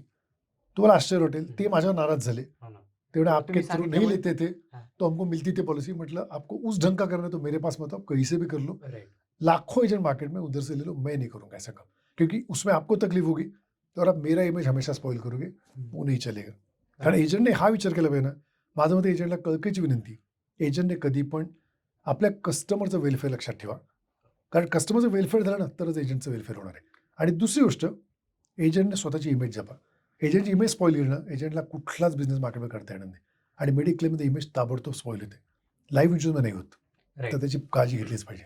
आता जसं तुम्ही एजंटचं बोललात, आता लोकांच्या याच्यामध्ये पण कसं इमेज आहे की समजा एजंट असतील, फक्त सेल करतायत ते, म्हणजे त्या भावनेने लोकांनी बघायला नाही पाहिजे, त्याच्यामध्ये एक व्हॅल्यू देत आहेत. जसं तुम्ही ज्यावेळी विचार करता त्या गोष्टी विचार करणं गरजेचं आहे. प्रश्नच नाही. राईट. आता सर जसं आपलं बोलणं झालं की तुम्ही बोलले की शुगर आणि बीपी ज्या लोकांना असते त्यांचे चान्सेस हे होतात, म्हणजे त्यांनी डिक्लेअर न केल्यामुळे असेल, किंवा त्यांनी इन्शुरन्स घेताना काय काळजी घ्यायला पाहिजे, कसं माहिती का, इन्शुरन्स घेताना स्पेसिफिकली शुगर आणि बीपीचे पेशंट? नाही, एक लक्षात घ्या, इन्शुरन्स घेताना तुम्हाला कुठलाही रोग असेल जो क्रॉनिक ज्याला म्हणतात, जे जुना आहे आजार, की 2-3 वर्ष औषधं घेत आहे, किंवा आत्ता माझ्या एका कझिनने पॉलिसी घेतली माझ्याकडूनच, आणि त्याने मला सांगितलं की डायबिटीज आत्ता डेट झालं परवाच्या टेस्टमध्ये, सांगू का? म्हटलं डेफिनेटली सांग.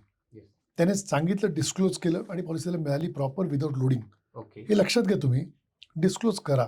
तर सगळ्यात मोठा प्रॉब्लेम आहे डिस्क्लोज कस्टमरने सगळे त्याचे आजार, औषधं, पूर्वीच्या सर्जरी, पूर्वीचे ॲक्सिडेंट हे डिस्क्लोज केलेच पाहिजे.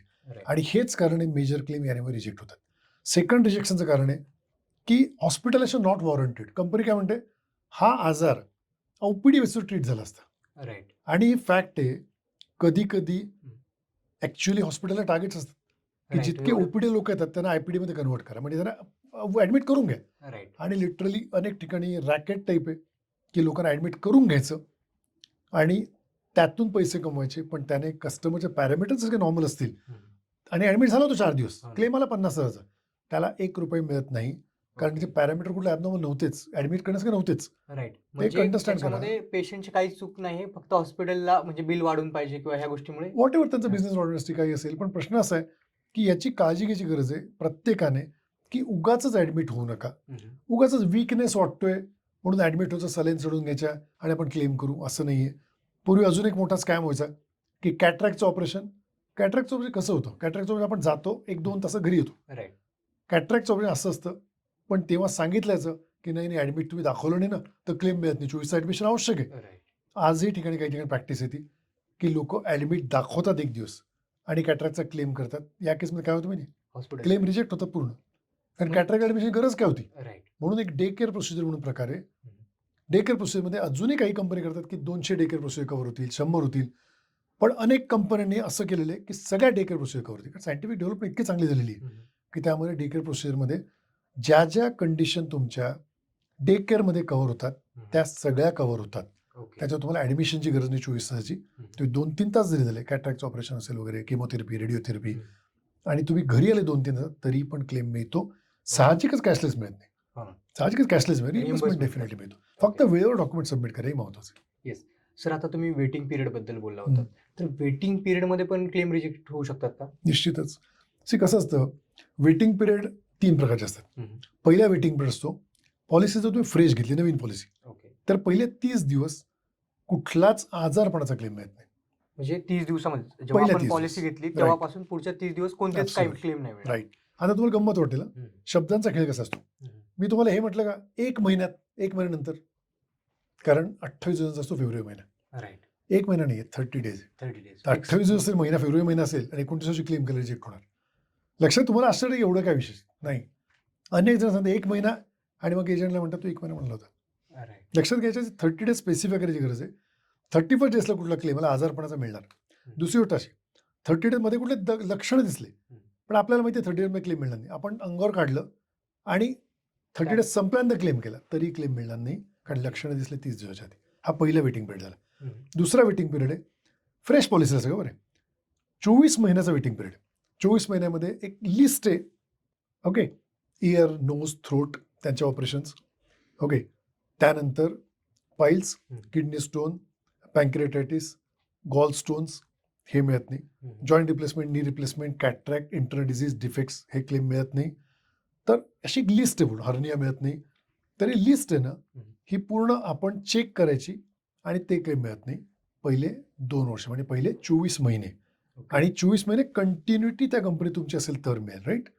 काही लोक पॉलिसी काढतात 1 वर्ष, एजंटचा राग आला, एजंट रिन्यूज नाही केलं, प्रीमियम वाढला, पॉलिसी बंद करतात आणि परत 1-2 वर्षांनी डॉक्टर म्हणतात नाही तुम्हाला काय झालं, ऑपरेशन करणार आहे, पॉलिसी घ्या. परत कॉन्टॅक्ट करतात, नाही पॉलिसी होती ॲक्च्युअली 2 वर्ष आणि मी बंद केली, आता नवीन काढायची मला. असं नसतं. मेडिक्लेम ऑन ऑफ तुमच्या मूडप्रमाणे नाही चालत.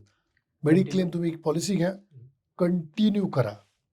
तुम्हाला एजंटचा चांगला सपोर्ट मिळाला नाही, प्रीमियम ओव्हरचे जो वाढले, त्याच्या सर्व्हिस एकदम बोगस आहे, तर तुम्ही पॉलिसी पोर्ट करा दुसऱ्या कंपनीमध्ये. आणि पोर्टॅबिलिटीमध्ये लोकांचे अनेक गैरसमज आहेत. पोर्टॅबिलिटी ही IRDने इंट्रोड्यूस केलेली आहे आणि सगळ्यात महत्त्वाचं, पोर्टेबिलिटी सगळे कंटिन्युटी बेनिफिट मिळतात जितके वर्ष तुम्ही पहिल्या पॉलिसी काढली. फॉर एक्झाम्पल, पहिली पॉलिसी तुमची 3 वर्ष चालली, तर तुम्हाला पॉलिसी तुम्ही 3 वर्षांत पोर्ट केली, 3 वर्षाचे जे वेटिंग पिरियड असतात, पहिला वेटिंग पिरियड सांगितलं 30 डेजचा, आजारपण कव्हर होत नाही. दुसरा वेटिंग पिरियड सांगितलं मी 24 मंथ्समध्ये लिस्टेड डिझीजेस कव्हर होत नाही, ज्याला म्हणतात स्लो ग्रोईंग डिझीजेस. ओके, ते मिळत नाही. आणि तिसरा वेटिंग पिरियड आहे पॉलिसी घेतल्यापासून पहिले 36 महिने तुम्हाला जो आधीचा आजारचा, आधी पासूनचा, म्हणजे प्री एक्झिस्टिंग डिझीज त्याला म्हणतात. त्याच्यामध्ये कोणते डिसीज येतात? त्यामध्ये तुमचे जे डिझीज पूर्वी होतं 48 मंथ्स पूर्वी, जे डिझीज पॉलिसी घेण्याच्या आधी 48 महिने झालेले असतात, 48 महिन्यामध्ये, त्याला म्हणतात प्री एक्झिस्टिंग डिझीज. डेफिनेशन झाली. ती डिझीजची डेफिनेशन आत्ता कंपनीने चेंज केली, IRDने चेंज केली, ती आता झालेली 36 महिने. ओके. 36 महिन्यात कुठले आजारपण असतील, सर्जरी असतील, तर त्याला वेटिंग पिरियड लागतो पुढचे 36 महिने म्हणजे 3 वर्ष. म्हणजे त्याच्यामध्ये जर समजा त्या डिसीज रिलेटेड कोणते पण क्लेम असेल तो नाही मिळत नाही. राईट. पहिले Right. 3 वर्ष म्हणजे 36 महिने. कंटिन्युटी लक्षात घ्या. कंटिन्युटी. ओके. आता महत्त्वाची गोष्ट लक्षात घ्या की हे पोर्टेबिलिटी लोकांना माहिती नाही. राईट. आणि अजून एक महत्त्वाची गोष्ट, पोर्टेबिलिटी ही अतिशय डेंजरस गोष्ट आहे. मी पोर्टेबिलिटी तुम्हाला आश्चर्य वाटेल, अतिशय अग्रेसिव्ह स्टेटमेंट वापरतो. पोर्टेबिलिटी म्हणजे डिवोर्स घेण्यासारखं आहे. ओके. असं होतं का घरात थोडं नवरा बायकोचं बिनसला आपण डिवोर्स घेऊन टाकतो लगेच? असं नाही होत. वाद होतात, परत पॅचअप होतात, वाद होतात, पॅचअप होतात. जेव्हा विकोपाला जातं आणि खूप मोठ्यापणात ते थांबायला तयार नसतं, तेव्हा डिवोर्सचा विचार होतो. राईट. तसंच पोर्टेबिलिटीचे तुम्हाला वाटलं की पॉलिसीमध्ये 2 कंडिशन आहे, दुसऱ्या कंपनी काहीतरी वेगळंच केलं, अनलिमिटेड रिचार्ज दिला किंवा प्रीमियम त्याचे कमी आहे, एजंट माझ्याकडे आलाच नाही, त्याने मला दिवाळीला ग्रीटिंगच केलं नाही किंवा मध्ये रिमाइंडच केलं नाही, म्हणून मी पॉलिसी नवीन करतो. हे नका करू. हे खूप डेंजरस आहे. कारण पोर्ट करताना काय होतं माहिती आहे का, तुमची पॉलिसी झाली 3 वर्ष, 5 वर्ष, व्हॉटएव्हर. त्या मधल्या ड्युरेशनमध्ये आपल्याला किती डेव्हलप होतं. माझीच केस घ्या. माझी स्वतःची पॉलिसी 10 वर्ष होती. त्याच्यामध्ये मला डायबिटीज डिटेक्ट झाला, डायबिटीस. मी माझी पॉलिसी पोर्ट केली. मी पोर्ट करताना मला वाटतं ही पॉलिसी कंटिन्युटी आहे, तर मला सांगायची गरज काय. मी नवीन पॉलिसीमध्ये काही एक्सप्लेन न करता कंटिन्यू करतो पॉलिसी. त्याने की विचारलं तर मला अज्युम करतो की मध्ये काय झालं की सांगायची गरज नाही. आणि त्या कंपनीमध्ये राईट, कंपनीमध्ये तो क्लेम आला डायबिटीसचा माझा. परत तेच पॉलिसी कॅन्सल माझी, प्रीमियम फोरफिट, क्लेम रिजेक्टेड. म्हणजे काय झालं, आता 10 वर्षाची कंटिन्युटी माझी एका क्लेममुळे गेली. का? कारण मी पोर्ट करताना सांगितलेलं डायबिटीस होतं. हे खूप महत्त्वाचं आहे. म्हणजे प्रत्येक पोर्टच्या वेळी परत त्या मधल्या ड्युरेशनमध्ये झालेल्या गोष्टी तुम्हाला सांगाव्या लागतात. त्या डिझीजला लक्षात घ्या, त्या डिझीजला कुठलं वेटिंग पिरियड लागू शकत नाही. आरडीचा नियम आहे. वेटिंग पिरियड लागत नाही. त्या डिझीजला एकतर कंपनी लोडिंग करते डिझीजमुळे, प्रीमियम वाढवून देते, किंवा कंपनी पॉलिसीच ऍक्सेप्ट करत नाही, किंवा परमनंट एक्सक्लुजन टाकते कधी कधी. त्या गोष्टी करतात. म्हणजे समजा एखादा नॉर्मल कोणी घेत असेल तर त्यांनी विचार केला पाहिजे की बाबा आपण जे ऑलरेडी काही डिसीज आहेत किंवा काही रोग आहेत किंवा काही प्रॉब्लेम आहे, समजा शुगर बीपीच असेल, त्या रिलेटेड जर काही रोग होत असेल परत किंवा त्या रिलेटेड काही जर आपल्या ऑपरेशनची गरज पडत असेल तर ते 36 महिने आपल्याला क्लेम मिळणार नाही. राईट. आता त्याच्यानंतर एक सगळ्यात महत्त्वाचं म्हणजे जेव्हा आपण पॉलिसी घेतो तेव्हा एक एक्सक्लुजन क्लॉज असतात. राईट. ते काय असतात आणि त्याच्यामुळे क्लेम रिजेक्ट होण्यासाठी किंवा सामान्य लोकांना ते जाणून घेणं किती महत्त्वाचं आहे? ते महत्त्वाचं आहेच. लक्षात घ्या, एक्सक्लुजन म्हणजे काय असतं की या पॉलिसीमध्ये एक जनरल एक्सक्लुजन प्रकार असतो. जनरल एक्सक्लुजन म्हणजे हे क्लेम कधीच मिळणार नाही. समजा कोणी आत्महत्या करायचा प्रयत्न केला, तो पडला, जखमी झाला, ऍडमिट केला, क्लेम मिळणार नाही, कारण ते तुम्ही स्वतःहून केलेले आहे. ओके. तुम्ही ऍडव्हेंचर स्पोर्ट्समध्ये भाग घेतला, तुम्ही पॅराग्लायडिंग केलं किंवा बंजी जम्पिंग केलं आणि त्यात काही तुमचा ऍक्सिडेंट झाला, काही लागलं वेगळं, त्याचे क्लेम मिळणार नाही. राईट. तर ऍडव्हेंचर स्पोर्ट्स म्हणा, सुसायडल अटेम्प्ट म्हणा, इलिगल ऍक्टमध्ये तुम्ही सामील झाला, कुठले रायटिंगमध्ये तुम्ही सामील झाला, दगडफेक केली, काही झालं तर त्यात काही तुम्हाला झालं तर ते क्लेम मिळत नाही. त्यानंतर ड्रिंक्स घेऊन गाडी चालवली, ऍक्सिडेंट झाला, क्लेम मिळत नाही. अति ड्रिंक्सने लिव्हर सिरोसिस झाला, क्लेम मिळत नाही. म्हणजे जास्त जे लोक ड्रिंक करतात राईट, त्यांना पण नाही मिळत. नाही, कारण लिव्हर परत तरी ओढून घेतलेले रोग आहे ना. ड्रिंक अति घेतात, प्रमाणाच्या बाहेर, म्हणून लिव्हर सिरोसिस झाला. आणि म्हणून मग पॉलिसीमध्ये नमूद केलं पाहिजे की मी सिगरेट घेतलं तर किती घेतो दिवसाला. ओके. येस, मी किती सिगरेट घेतो हे दिवसालाही आलं पाहिजे. सेकंड, मी ड्रिंक घेत असेल तर मी दिवसाला 1 पेग घेतो, दिवसाला 4 पेग घेतो, का महिन्यातून कधीतरी ऑकेजनली घेतो, हे खूप महत्वाचं आहे. आणि आजकाल प्रत्येक ठिकाणी दारू पिणं हे वाढलेलं आहे प्रचंड. पण लोक जर असं दाखवलं की मला काहीच होत नाही, मी एकदम देवाचा अवतार आहे, मी दारू घेत नाही, सिगरेट पित नाही, काहीच घेत नाही, हे चुकीचं आहे. हे मेन्शन केलंच पाहिजे. त्याने काय होतं, पॉलिसीचा बेस असतो ना प्रामाणिकपण असेल तर क्लेम मिळतात. कुठलीच कंपनी क्लेम ना करू शकत नाही. समजा जे लोक सर दारू पित असतील किंवा कोणी सिगरेट घेत असेल, त्यांनी म्हणजे जेव्हा पॉलिसी घेताना क्लेम म्हणजे सांगितलंच नाही कंपनीला, तर त्यामुळे पण क्लेम रिजेक्ट होतात. होऊ शकतात नक्कीच. एक्सेसिव्ह प्रमाण असेल ना, त्या कुठल्या तरी मे बी अस्थमॅटिक काही झाला प्रॉब्लेम, हार्ट प्रॉब्लेम काही झाले आणि त्यात काही निघालं, ओके, फुफ्फुसामध्ये ते क्वांटिटी आढळली, तर जाणवेल ना की मोठ्या प्रमाणात सिगरेट घेणारी व्यक्ती ती. त्याच्यामुळे सिगरेट बद्दल आतापर्यंत की फार मेजर मी ऐकलेलं नाहीये, पण डेफिनेटली लिव्हर वगैरे खराब झालं ड्रिंक्समुळे वगैरे तर डेफिनेटली क्लेम रिजेक्ट होतात. ओके. आता सर ना, म्हणजे आपण एक असं समजा एक रोड मॅप सांगा. एक सामान्य माणूस आहे, त्याला स्वतःची पॉलिसी घ्यायची आहे, तर त्यांनी कोणत्या कोणत्या गोष्टी बघायला पाहिजेत आणि त्याच्यामध्ये कोणकोणते रेड फ्लॅग्स असू शकतात, बाबा ही काही गोष्टी आहेत, आपण त्या गोष्टी पॉलिसीपासून लांब राहायला पाहिजे, ही कंपनी नको. ओके. आता काय माहिती का, माझं थोडं रिस्ट्रिक्शन असं की मला नावं घेता येत नाही कंपन्यांचे. ओके. ओके. तर मी एवढं सांगेल की कंपन्या त्या सिलेक्ट करा ज्या या क्षेत्रात खूप ॲग्रेसिव्ह नाही आहेत. ओके. ओके, म्हणजे मी जर नावं घेतले भारतातले बेस्ट ब्रँड कुठले आहेत भारतातले, टाटा, ICICI, HDFC, हे मोठे ब्रँड आहेत. बरोबर. बिर्ला हे मोठे ब्रँड आहेत. आणि या ब्रँडचं एक काम नाही, या ब्रँडचे अनेक लाईनमध्ये काम करतात ते लोक. Yes. आणि त्यांचं नाव आहे बजाज, यांचे नाव आहे एकदम बेस्ट सर्व्हिससाठी. ओके, तर हे खूप महत्त्वाचं आहे की तुम्ही जर असे ब्रँड घेतले जे अनेक क्षेत्रात आहेत. आणि सगळ्यात महत्त्वाचं एक छोटीशी गोष्ट आहे, आपलं घराच्या जवळपास हॉस्पिटल असतात, बहुतेक आपण तिथे ॲडमिट होतो. तुम्ही जर पॉलिसी घेण्यासाठी ते आपल्या जवळच्या हॉस्पिटलला फोन केला, 2-3 हॉस्पिटलला, आणि त्यांना विचारलं, तुम्ही कसंही पण तुमचे मित्र नातेवाईक कोणाला तरी भेटायला हॉस्पिटल जात असाल, तसे तुम्ही गेले गाडी घेऊन एक दिवस 3 हॉस्पिटलला भेटले, जे रेग्युलर तुम्ही जाऊ शकता तिथे. समजा पुण्याचा विचार केला, सह्याद्री, दीनानाथ, रुबी, जहांगीर किंवा चेलाराम, त्या हॉस्पिटल तुम्ही गेले आणि विचारलं की तुमच्याकडे कुठल्या क्लेममध्ये प्रॉब्लेम येतात आणि कुठल्या कंपनीत तुम्ही प्रिफर करत नाही क्लेमच्या प्रॉब्लेममुळे.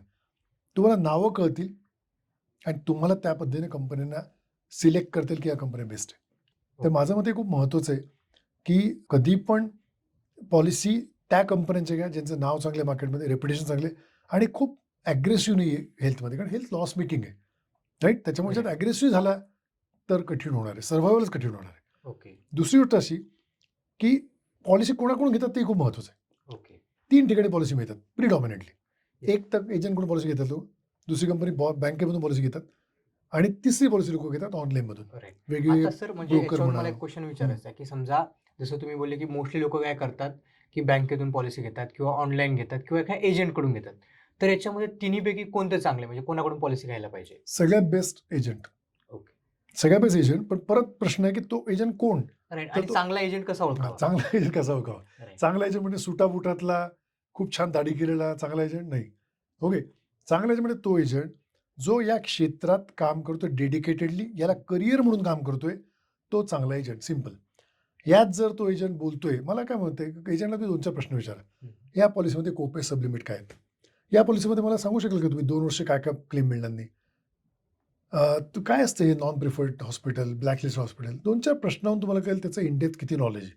ओके. आणि त्याच्याहून तुम्हाला कळेल की त्याचं तो काम किती करतोय. कारण जे बाहेर सांगू शकतात, ज्यांना हे माहिती असतं, हॉस्पिटलची लिस्ट, डे पॅनल हॉस्पिटल कुठले असतात, त्यानंतर नॉन नेटवर्क काय असतं, रिइम्बर्समेंट काय आहे, डिडक्शन काय होतात, तो व्यक्ती डेफिनेटली त्या क्षेत्रात मुरलेला आहे, वर्षानुवर्ष काम करतोय, ते बघा. आणि माझं मते वय वगैरे नका बघू, त्याचा एक्सपिरियन्स बघा, ओके. त्याचं आणि नॉलेज. त्याचं नॉलेज बघा, त्याच्या बोलण्यातून ते जाणवते का बघा. आणि सगळ्यात महत्त्वाचा रेड फ्लॅग आहे, तो तुम्हाला पॉलिसी मागत असेल की सर पॉलिसी देता का, तुमची पॉलिसी मला हवी आहे, त्याच्याकडून पॉलिसी कधीच घेऊ नका. ओके. कारण त्याने दिलं पाहिजे तुम्हाला कव्हर, त्याने दिलं पाहिजे तुम्हाला सोल्युशन, तो खरा योग्य एजंट आहे. माझं म्हणणं आहे, एजंटचा हात जर असा असेल तर त्याला पॉलिसी देऊ नका. राईट. एजंटचा जर असा असेल की सर तुम्हाला मी काही देण्यासाठी ठेवलंय, राईट. चांगलं फक्त घेण्यासाठी नाही आले, तुम्हाला काहीतरी व्हॅल्यू देण्यासाठी. फक्त नाही घेण्यासाठी ॲक्च्युअल जातच नसतो एजंट. एजंटला जे मिळतं ना 15%, ते कमिशन त्याची मेहनतीची कमाई आहे. तो जातो कस्टमरकडे, पार्किंग करतो इथे, इतकं एक्सप्लेन करतो. सगळ्यात माझं मेडिक्लेमचा कस्टमर तुम्हाला 24 तास अवेलेबल आहे तुमच्या सेवेसाठी. Right. तो कधी फोनला अर्ध्या रात्री तुम्ही ॲडमिट झाला, त्याला फोन केला, त्याने मदत केली, अगदी रात्री शक्य सकाळी तो फोन करेल, तुमचा प्रॉब्लेम सॉल्व्ह करेल. त्याच्यामुळे हेल्थ इन्शुरन्स एजंट निवडताना प्रचंड काळजी घ्या, कारण हेल्थ इन्शुरन्समध्ये क्लेम कधी येऊ शकतात. राईट. ओके, त्याच्यामुळे तो एजंट बघा, जो तुम्हाला सर्व्हिस देईल, सोल्युशन प्रोव्हाइड करेल, जो तुम्हाला प्रॉपर नॉलेज देईल आणि सर्व्हिसचा ॲश्युरन्स देईल, आणि त्याचे टेस्टिमोनियल तुम्ही जर चेक केले की खरोखर जबरदस्त आहे, गो फॉर इट. येस. आत्ता आहे ना सर, म्हणजे आपलं बोलतं बोलतं एक राहिलं ते म्हणजे नॉन सर्जिकल आयटम्स, जे काही तुम्ही म्हणजे आता ते कसं असतं, किंवा काही आता बँडेजेस असतील हे वगैरे काही क्लेम्समध्ये मिळतात, काही म्हणजे काही याच्यामध्ये नाही मिळत. तर काय असतं ते म्हणजे एक्झॅक्टली? कन्झ्युमर आयटम्स म्हणता याला. हम्म. या आयटमचे पैसे मिळत नाही, ओके. म्हणजे डिडक्शन होतात. हे नॉन पेबल आयटम म्हणतात त्याला. Admin charges, record charges, gloves वगैरे याचे पैसे मिळत नाही. ओके, आता प्रश्न असा आहे की प्रत्येक कंपनीने ऑलमोस्ट याच्यासाठी रायडर इंट्रोड्यूस केलेले आहे, किंवा काही कंपनी इनबिल्टच आहे पॉलिसीमध्ये की कन्झ्युमेबल सुद्धा क्लेम मिळतील, कन्झ्युमेबलचे सुद्धा नॉन पेबल आयटम सुद्धा क्लेम मिळतील. त्याला प्रीमियम असेल हार्डली 1000-1500 रुपये, 2000 रुपये मॅक्झिमम. पण त्याने तुमचं 5 ते 15% क्लेम डिडक्शन होतात, अमाऊंट कमी मिळते. पण रायडर घेतला ना तर तुमचं डिडक्शन मे बी 3%च होईल. ओके.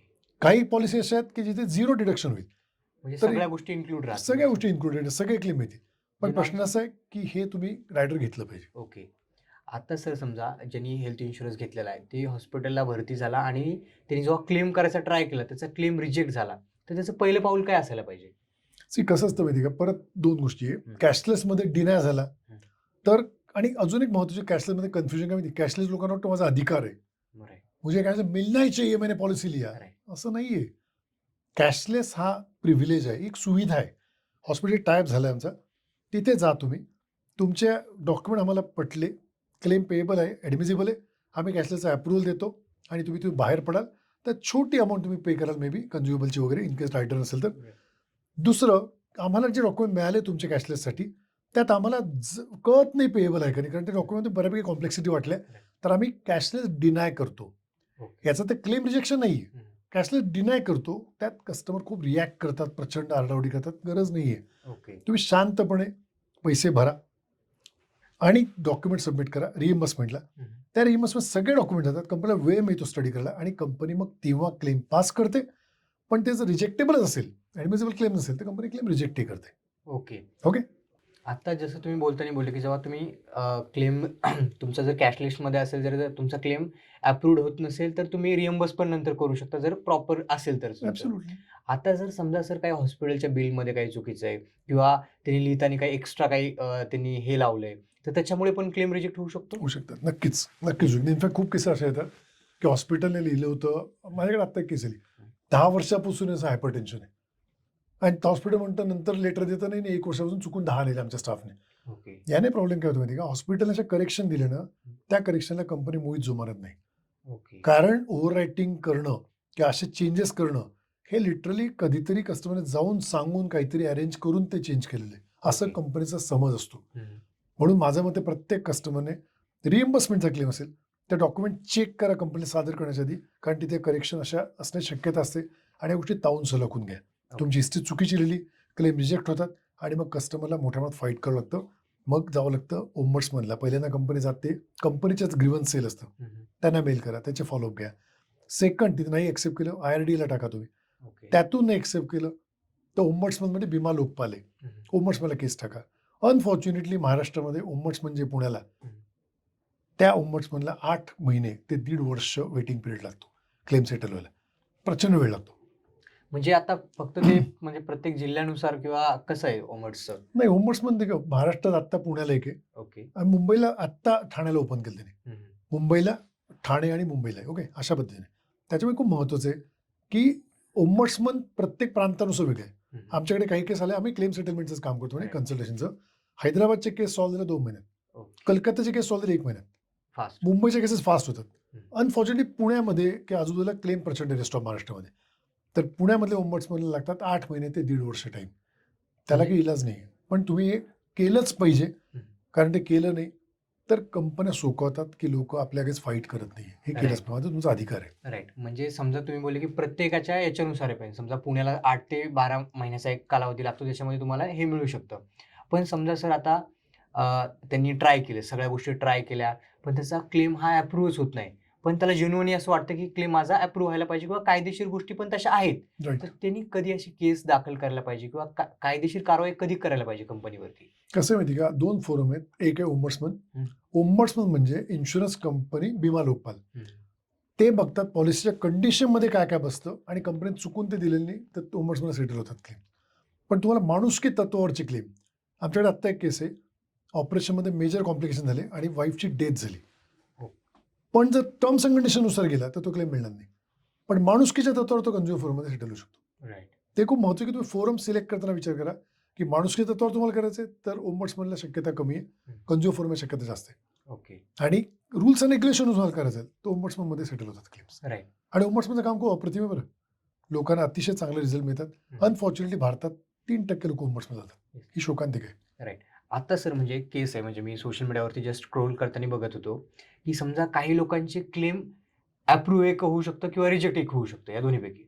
पण सर समजा जर कोणत्या केस अशी असेल की आपला हेल्थ इन्शुरन्स होल्डिंगवरती ठेवला आहे किंवा पेंडिंगमध्ये दाखवला आहे, तर त्याच्यामध्ये काय करायला पाहिजे तेवढ्या ह्याच्यामध्ये? नाही, कसं असतं माहिती का, डिले ना, तर डिले हे IRD मान्यच करत नाही. IRDने प्रत्येकाला टॅट दिलाय की तुम्ही 10 दिवसात क्वेरी हे केली पाहिजे, रेज केली पाहिजे. 1 महिन्यात तुम्ही डिसिजन घेतला पाहिजे की क्लेम सेटल करायचं का नाही, का रिजेक्ट केला तुम्ही. या प्रत्येकाला टॅट आहे, टर्न अराउंड टाईम म्हणतात त्याला. तो टर्न अराउंड टाईम तुम्ही कंपनीला विचारा, कंपनीच्या ऑफिसमध्ये मेन्शन असतो आणि तुम्हाला या पद्धतीने उत्तर मिळालेच पाहिजे. आणि नाही मिळाले तर तुम्हाला हायर याला जावं लागेल. तो सोशल मीडियात हायलाईट करतेल्या गोष्टी कंपनीच्या मेलवर टाका, कंपनीच्या हँडलवर टाका, इंस्टाग्राम वगैरे टाका, लिंक्डइनला टाका, तर तुम्हाला डेफिनेटली रिझल्ट मिळतील. आणि अनफॉर्च्युनेटली असं झालेलं आहे की कधी कधी या गोष्टीचा अवलंब करावाच लागतो, कारण अनेक कंपन्या रिस्पॉन्समध्ये अतिशय स्लॅक असतात. आणि मी थोडंसं स्ट्रॉंगली बोलेल की काही व्यक्ती डेलिबरेटली काही कंपनी डिले करतात की त्यांना कस्टमर विचार हातबलून सोडून देतो, पण म्हणजे Right. सोडू कधीच नका, म्हणजे तुमचं सोडायचं नाही. आता जर समजा या केसमध्ये असं असेल की कस्टमर केअरच्या कंपनीचा ज्याच्यासोबत Right. आपण कनेक्ट आहे तो सपोर्टच करत नाही, तर Right. मग आपण त्याच्यानंतर कोणाकडे जायला? आयआरडी IRD. टाका क्लेम. आयआरडी पूर्ण टॅट देईल तुम्हाला की या टॅटमध्ये तुमचा क्लेमचे उत्तर आलंच पाहिजे, क्वेरी रिझॉल्व्ह झालीच पाहिजे, क्वेरी रेज केली पाहिजे कंपनीने, त्यानंतर क्लेम रिजेक्ट किंवा अप्रूव्ड हे झालंच पाहिजे. तर आयआरडी तुम्हाला पूर्ण मदत केली Yes. जाते. आणि नाही झालं तर ओम्बड्समन आहे. Yes. ओके. आता सगळ्यात महत्त्वाचं म्हणजे जसं तुम्ही मागच्या वेळेस पण बोलताना बोलले की समजा आता की कोविडमध्ये ना बऱ्याचशे क्लेम्स हे वाढले प्रमाण, म्हणजे कारण तेव्हा म्हणजे एकदम सडनली सगळ्यांना हे झालं की अचानक कोविड आला, त्याच्यामध्ये क्लेम्स पण खूप हे झाले असतील. पण आता त्याच्यानंतर कोविड नंतर समजा क्लेम रिजेक्शन असतील किंवा हेल्थ इन्शुरन्स सेक्टरमध्ये काय बदल झालेत, काय सुधारणा झाली? कोविडमुळे बेसिकली लोकांचे डोळे उघडले, डिमांड प्रचंड वाढली आणि कंपन्या खूप कॉशियस झाल्या आणि कंपनीचे प्रीमियम बऱ्यापैकी वाढले, हेल्थ इन्शुरन्स प्रीमियम बऱ्यापैकी वाढले, कंपन्या कॉशियस झाल्या आणि सिस्टीम्स खूप सुधारल्या. ओके. परवा एका मोठ्या कंपनीचं मी अनफॉर्च्युनेटली कुठलेच नाव घेत नाही, एक क्लेम रिइम्बर्समेंटचा होता.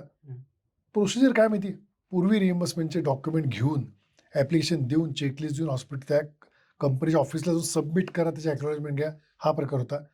आता सिम्पल आहे, त्यांचं ॲप आहे, राईट. त्या ॲपमध्ये सगळे अपलोड करा तुम्ही डॉक्युमेंट आणि तिथूनच तुम्हाला क्वेरी येतील, त्या सॉल्व्ह करा, क्लेम तिथेच सेटल होईल. त्यात त्यांना शंका वाटली तर तुम्हाला एखादा पेपर ते ॲडिशनल मागवतील आणि नंतर ती ओरिजिनल फाईल त्या कंपनीला पाठवून द्यायची. इतकं सिम्पल आहे. त्याच्यामुळे प्रचंड टेक्नॉलॉजीचा फायदा झालेला आहे. आता याच्यापुढे आर्टिफिशियल इंटेलिजन्स आणि मशीन लर्निंग याचा वापर करून क्लेमचे डॉक्युमेंट चेक करणं, त्यात तो पेएबल आहे का नाही याच्या पटकन डिसिजन मेकिंग अराईव्ह करणं, हे सगळं होणार आहे. हे मोठं वाढणार आहे. एकच धोका आहे, ह्युमन फॅक्टर जर मिसिंग असेल, ज्याला मी म्हणतो एम्पथी, एम्पथी मिसिंग असेल ना, तर मेडिक्लेममध्ये खूप वाईट अवस्था होणार आहे. कारण माझं मत आहे, आपण लकीरी की फकीर होऊ शकत नाही. टर्म्स अँड कंडिशनमध्ये बसत नाही म्हणून क्लेम रिजेक्ट हा खूप सर धोपट मार्ग आहे आणि त्याला काही डोकं लागत नाही, जे मशीन लर्निंगमध्ये वगैरे होणार आहे. Machine learning cannot bring empathy. Empathy कुठून येणार, ज्याला बिटवीन द लाईन वाचता आलं पाहिजे. आमच्याकडे क्लेम आला होता, मी स्टारमध्ये जेव्हा होतो तेव्हा, तो एका शेतकऱ्याच्या मुलाचा क्लेम होता. त्याला 30 दिवसानंतर काहीतरी ॲडमिट झाला, तो चेक केलं, फिवर वगैरे होता, तर कळलं त्याला कॅन्सर आहे. तो क्लेम आमच्याकडे आला आणि तो शेतकरी विचारित हातबल होता. तर तो म्हणे की या क्लेमचं काय करू काय नाही. ॲक्च्युली लकीर का फकीरचं बनलो तर क्लेम पेबल नाही, कारण कॅन्सर आता होऊ शकत नाही इतक्या लवकर, 30 दिवसाच्या आत. माझं सिम्पल म्हणणं होतं कंपनीला, याला म्हणतात बिटवीन द लाईन वाचणं आणि एम्पथीने काम करणं. म्हटलं याला जर पॉलिसी खोटी घेऊन मोठे क्लेम करायचे असतील, कारण मुलाला पहिल्यापासून कॅन्सर होता, त्यांनी पॉलिसी घेतली कमीत कमी 5 लाखाची, त्यांची पॉलिसी होती फक्त 1 लाखाची, ते पण 4 जणांचं कव्हर आणि प्रत्येकाला प्रपोर्शनेट कव्हर होतं. तो काय इतकी छोटी पॉलिसी घेईल, त्या बेसिसवर तेव्हा स्टारने क्लेम सेटल केलं होतं.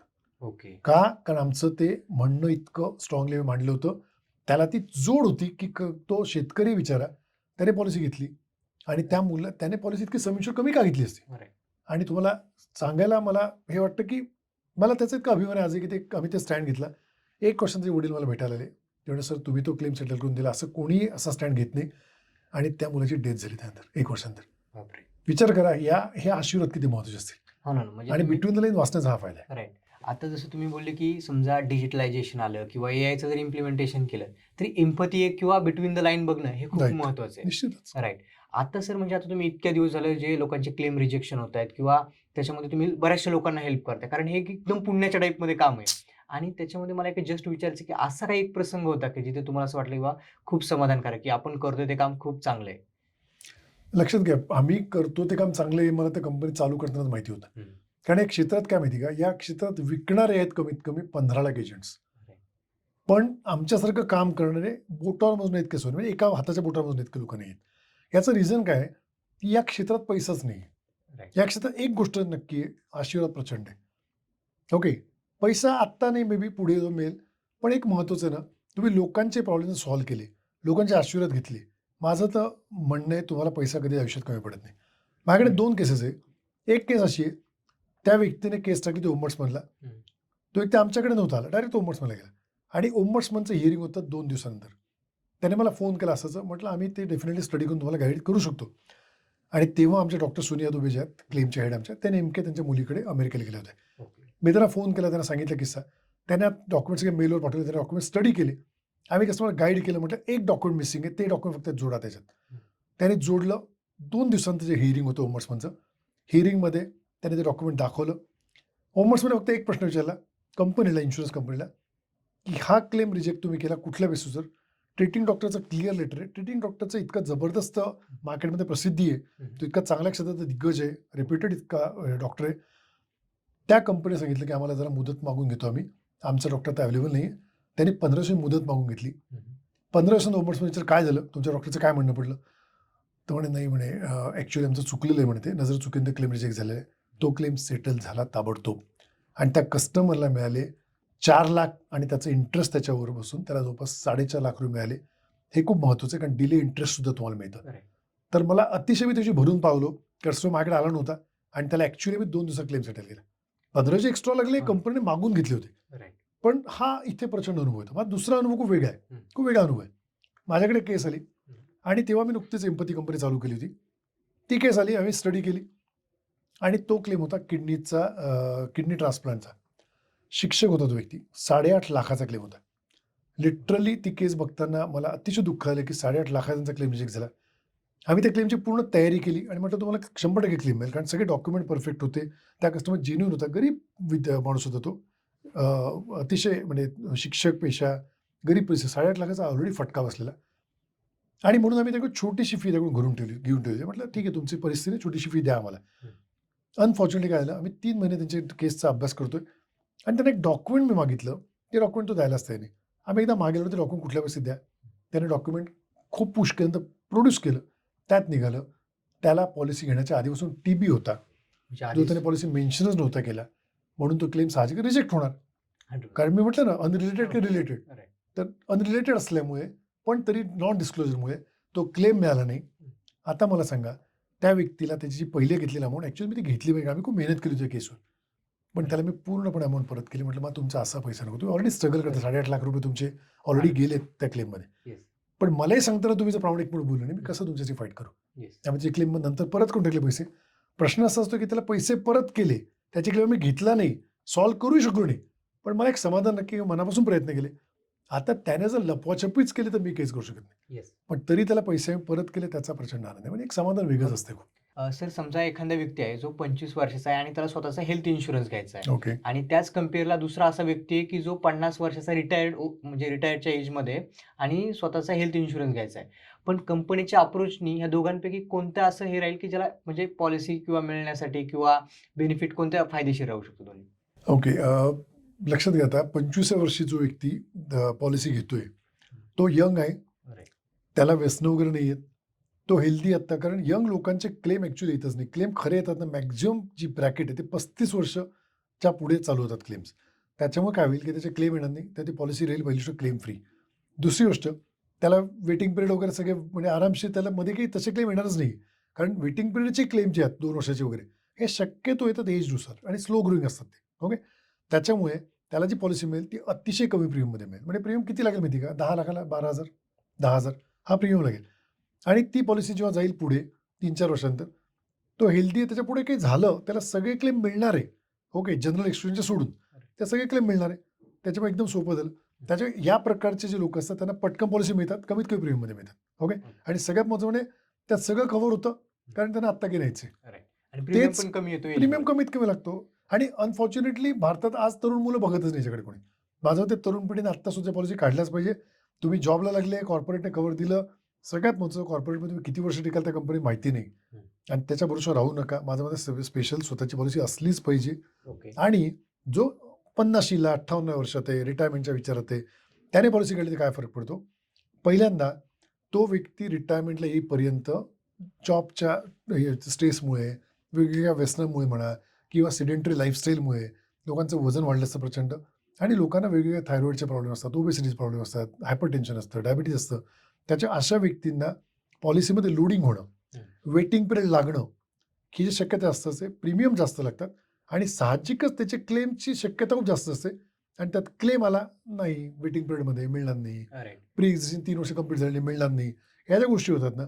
म्हणून कधी विचार करा, तुम्ही यंग आहात, काहीच झालं नाही ना, तुम्ही पहिल्यांदा मेडिक्लेम काढून टाका आता. ओके. कधी पण तुम्ही यंग आहात, काहीच रोग नाही, कारण पॉलिसी waiting घ्या. period वगैरे तो एक ॲब्सोल्युटली मुद्दा ते आहे. सगळे होतात आणि त्यानंतर रिजेक्शनचं कारणच नाही ना, कारण सगळंच हेल्दी आहे, तुमचं सगळं व्यवस्थित आहे. राईट. आता सर तुम्ही बोलताना बोलले की कॉर्पोरेट इन्शुरन्स. फॉर एक्झाम्पल आता मला जर एखाद्या कंपनीकडे म्हणजे समजा एखाद्या जॉब लागलाय आणि त्याला कंपनीकडून हेल्थ इन्शुरन्स मिळालाय, तर त्यांनी स्वतःचा हेल्थ इन्शुरन्स घ्यावा का आणि का घ्यावा? राईट. प्रत्येक कॉर्पोरेट आजकाल पॉलिसी देतं आपल्या एम्प्लॉईला राईट. आणि ती पॉलिसी सम इन्शुअर्ड चांगली असते. अनेक मोठ्या कंपनीमध्ये मॅटर्निटी बेनिफिट डे 1 पासून कव्हर असतो. ओके. प्रश्न असा आहे, प्री एक्झिस्टिंग डे 1 पासून कव्हर असतात. प्रश्न असा आहे, त्या कंपनीमध्ये पहिला माझा प्रश्न, तुम्ही किती वर्ष टिकाल? ओके. शक्यता 2 वर्ष तुम्ही जॉब सोडाल, 3 वर्ष सोडाल. मे बी कंपनी तुम्हाला काढू शकते का तुम्हाला बेटर जॉबला तुम्ही शिफ्ट होऊ आणि शकता. लोक स्विच पण करतात. स्विच करता इझिली. हम्म. आणि यंग जनरेशन तर 3-3 वर्षात जॉब शिफ्ट करते. Right. प्रश्न असा आहे, तसं जर झालं तर काय होईल? तुम्ही ज्या नवीन कंपनी जातात ना, तुमच्या मागे अनेक गोष्टी असतात किंवा मध्ये कधी काही लोक काय करतात, इतका जॉबमध्ये स्ट्रेस आहे की मध्ये एक ब्रेक घेतात 2 महिने आणि मग नवीन कंपनी जॉईन करतात. पण त्या ब्रेकमध्ये ते मेडिक्लेम कधीच घेत नाही. त्याच्यामध्ये कुठला क्लेम आला, ₹1 मिळणार नाही आणि त्याच्या पहिल्या जॉबमध्ये सेव्ह केलेले पैसे ते जाऊ शकतात एका हॉस्पिटलमध्ये. राईट. त्याच्यामुळे स्वतःची पॉलिसी घ्या. माझं म्हणणं आहे, ती पॉलिसीचे पैसे वाया गेले समजा प्रत्येक वर्षी आणि ती पॉलिसी साईडला ठेवा, कंटिन्यू करत राहा. जेव्हा तुम्ही कधी जॉब सोडाल, ब्रेक येईल जॉबमध्ये, तेव्हा तुम्हाला काही घडलं ही पॉलिसी कामा येईल, कारण ती पॉलिसी जुनी झालेली आहे. राईट. सगळे वेटिंग पिरियड संपलेत आणि त्याच्यावर तुम्हाला क्लेम इझिली मिळेल.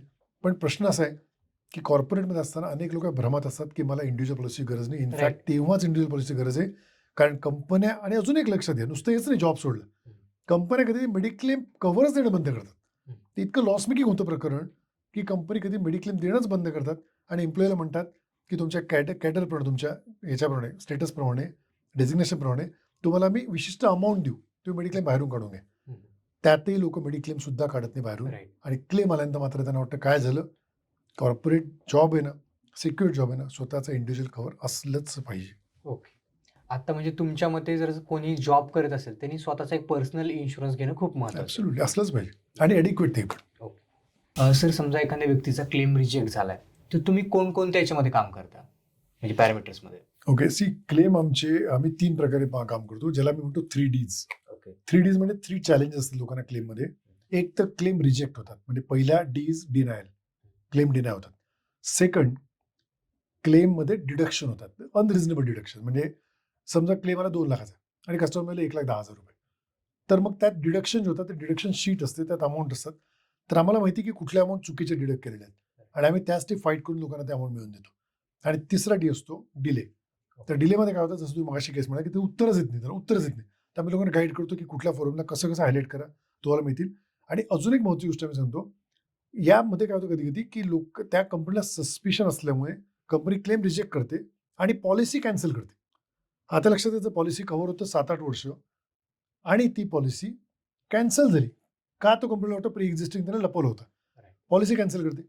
ओके. अशा केसमध्ये आम्ही लोकांना पॉलिसी रिइन्स्टेट करून देतो. म्हणजे पॉलिसी 8 वर्ष होती, ती कॅन्सल झाली. माझ्याकडे केस होती, त्या व्यक्तीच्या मुलाला फिट्स आले होते, त्यांचा क्लेम रिजेक्ट झाला, पॉलिसी कॅन्सल केली, आम्ही त्यांना क्लेम मिळवून दिला आणि पॉलिसी सुद्धा त्यांची पूर्ण रिइन्स्टेट केली, म्हणजे कंटिन्युटी डायरेक्टली कॅन्सल करून दिली पॉलिसी आणि ती पॉलिसी आम्ही त्याला पूर्ण कंटिन्यूड करून दिली.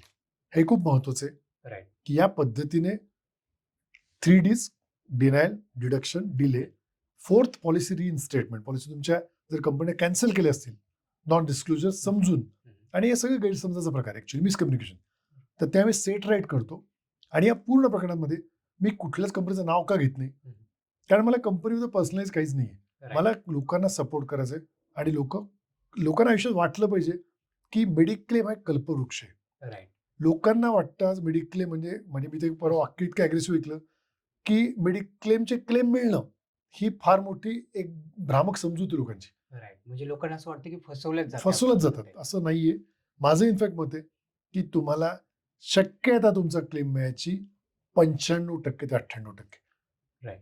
तुम्ही जर असे काही डिस्क्लोजर वगैरे नसतील, अशी मी जी चुका वगैरे सांगितलं त्या झालं तर क्लेम रिजेक्ट म्हणजे समजा जर चुका न करता त्यांनी जर प्रॉपर ट्रान्सपरंट राहिलं, डिटेल Absolutely. माहिती दिली, तर त्याचा क्लेम 99% रिजेक्ट होऊ शकत नाही. मी तेच म्हणतो तुम्हाला की कसं असतं माहिती, तुम्ही जर डिस्क्लोज नाही केलं तर एक बेसिकली ही कंपनी आहे, ही चॅरिटेबल ऑर्गनायझेशन नाहीये. अनेकांना वाटतं मी मेडिक्लेम केलं, ऍडमिट झालं, तो क्लेम मिळाला पाहिजे असं काही नाहीये. तो क्लेम ऍडमिसिबल होता का, ते ऍडमिशनची गरज होती का? माझ्याकडे परवा एक क्लेम आला, 60,000 रुपये खर्च आला त्यांचा. काय केलं यांनी हॉस्पिटलने, MRI केले, CT स्कॅन केले, सगळे रिपोर्ट केले, 2 दिवस हॉस्पिटलमध्ये ठेवलं, 60,000 रुपये खर्च आला, ₹1 कस्टमर मिळाले, क्लेम रिजेक्ट. आम्ही क्लेम चेक केली केस, ते सगळे इन्व्हेस्टिगेशनच होते, कुठलेच पॅरामीटर काही प्रॉब्लेम नव्हता आणि तो कस्टमर हॉस्पिटल घरी गेला.